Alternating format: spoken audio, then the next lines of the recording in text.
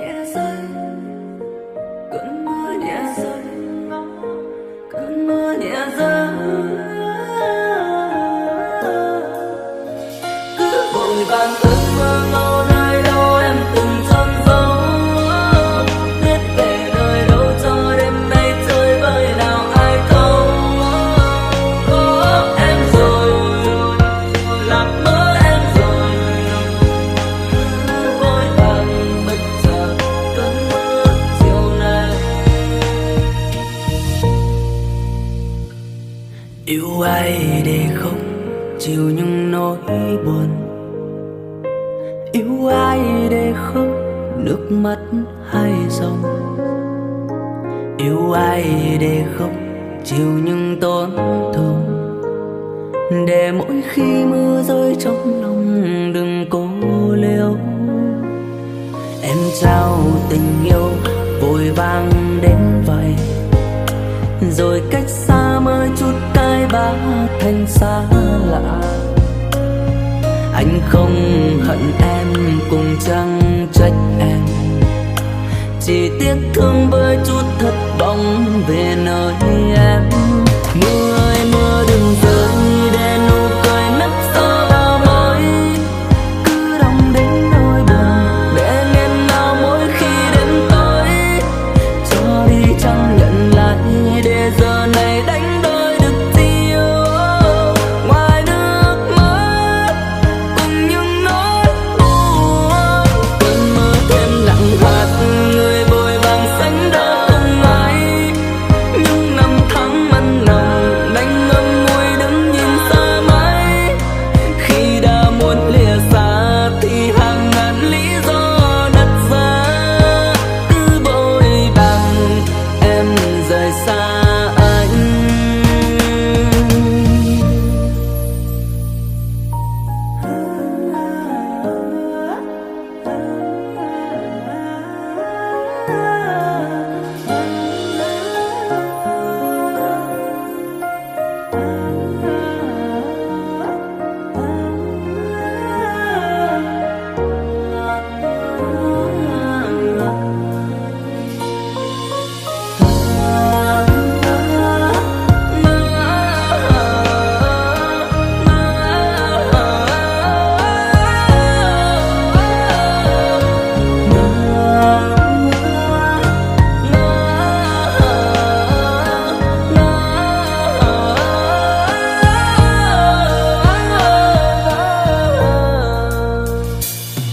Khi yêu tại sao mù quáng đến vậy, chẳng nghĩ suy trao hết niềm tin để ngỡ ngàng. Cơn mưa chiều nay lạnh buốt đến vậy, ngồi giữa bao la những nỗi buồn cùng với quanh.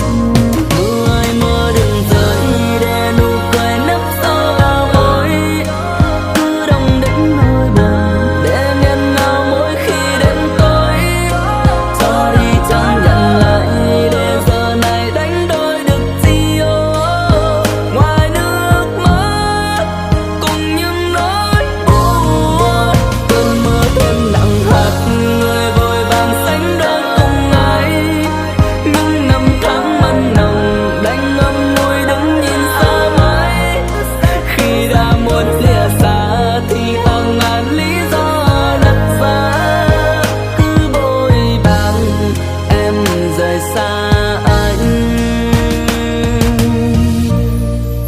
Mưa ơi đừng rơi nấp sau bờ môi, cứ đong đến nỗi buồn nghẹn ngào đến tối. Cho đi chẳng nhận lại đánh đôi được gì ngoài nước mắt cùng những nỗi buồn.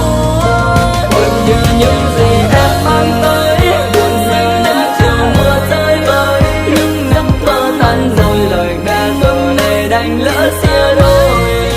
Khi đã muốn lìa xa thì hàng ngàn lý do đặt ra, cứ vội vàng em rời xa anh.